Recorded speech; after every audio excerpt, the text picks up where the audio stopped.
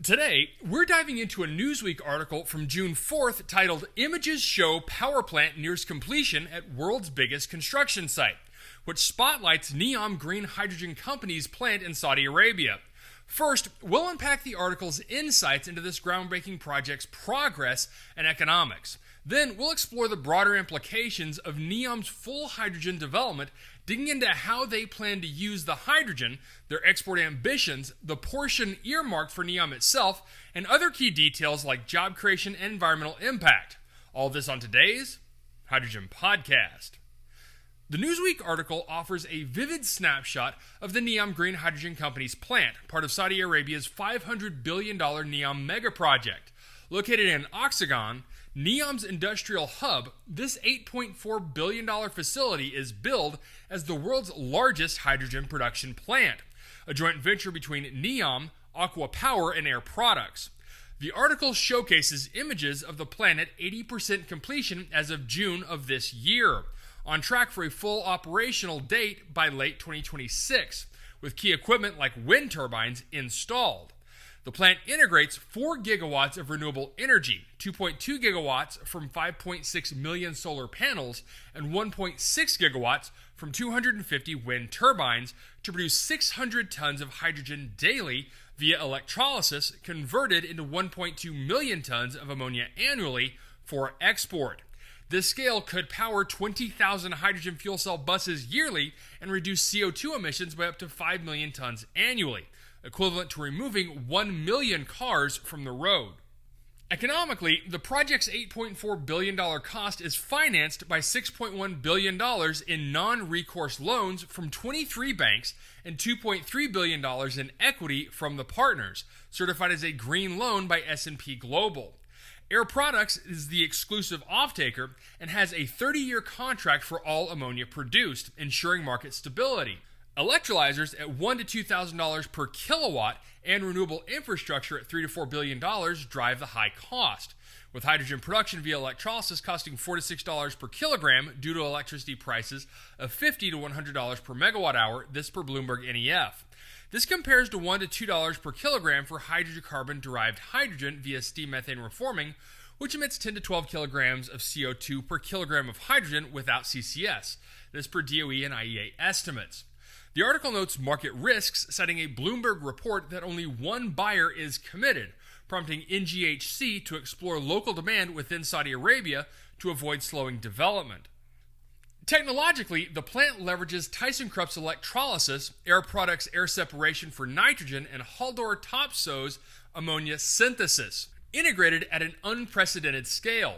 Oxagon's coastal location optimizes logistics with a jetty for ammonia exports set for 2025 completion. Challenges include electrolyzer efficiency, membrane durability, and water desalination, consuming 12,000 tons of seawater daily, adding 10 to 20 cents per kilogram, this per DOE data. Grid balancing systems costing $20 to $30 million manage renewable intermittency. The project aligns with Saudi Arabia's Vision 2030, aiming to diversify the economy and position Saudi Arabia as a hydrogen export leader, creating 300 direct jobs and potentially 1 million Gulf-wide by 2050, this per D Desert Energy. Yet, the article flags demand uncertainty, with only 6% of global hydrogen projects implemented, this per IEA, due to financing and market barriers. Now, let's explore the implication of Neom's full hydrogen development, focusing on utilization plans, export strategies, internal use within Neom, and broader impacts. NGHC's core plan is to convert all 600 tons of daily hydrogen, or 219,000 tons annually, into 1.2 million tons of ammonia for export, leveraging ammonia's density as a cost-effective hydrogen carrier. Air Products' 30-year offtake agreement targets Europe and Asia, where ammonia can be cracked back into hydrogen for fuel cell vehicles, buses, and industries like steel and fertilizer, supplying hydrogen equivalent to 15,000 barrels of oil daily. However, with only one committed buyer, NGHC is pivoting to local markets in Saudi Arabia, such as heavy-duty transport and industrial clusters, to ensure demand, this per Bloomberg. This shift could stabilize the project, but risks delaying full-scale exports if global buyers don't materialize.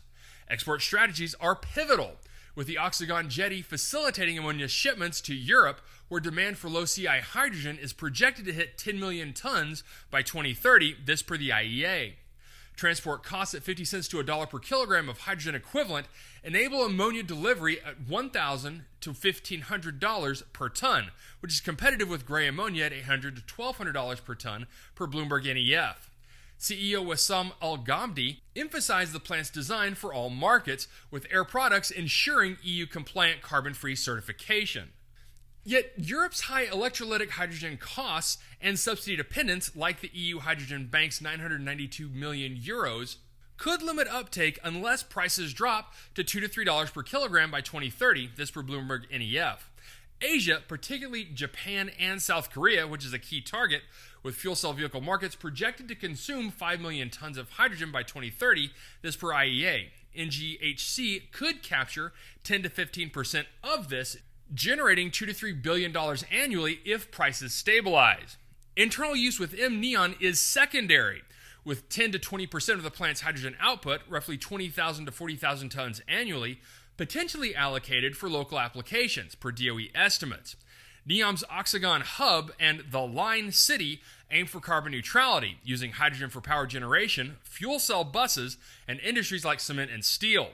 The Hydrogen Innovation and Development Center, HIDC, in Oxagon is developing solutions for storage and transport, which could boast local demand. However, Neom's energy needs are primarily met by separate renewable projects, limiting the hydrogen plant's internal role unless export markets underperform. Local use could include forklifts at Oxagon's port and pilot projects for heavy-duty transport, aligning with Saudi Arabia's goal to decarbonize domestic sectors.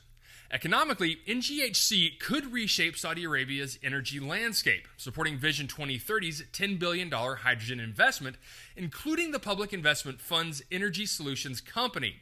The $8.4 billion cost is expected to yield $200 billion in Gulf hydrogen revenues by 2050, creating 1 million jobs per Desert Energy. NGHC's 2025 recruitment drive for engineers underscores job creation, with 300 direct jobs and thousands in related sectors. Environmentally, the 5 million tons of CO2 savings annually is significant, but critics argue the energy could decarbonize Saudi Arabia's crude-burning grid instead. Water use at 12,000 tons daily relies on desalination, requiring $50 to $100 million in infrastructure, minimizing fresh water strain but adding costs, this per DOE. Globally, NGHC scale sets a benchmark, but competition is intense. The U.S. under H.R. 1 prioritizes low CI methods like SMR with CCS and natural hydrogen at $1 to $2 per kilogram, leveraging the 45Q credit to undercut NGHC's $4 to $6 electrolytic hydrogen. ExxonMobil's Baytown facility, producing 1 billion cubic feet daily by 2028, could export low CI hydrogen to Europe at $1.50 to $3 per kilogram, challenging NGHC's pricing. China's Sinopec, with a $690 million hydrogen fund, aims to scale electrolysis to $2 to $3 per kilogram by 2030, threatening NGHC's Asian share.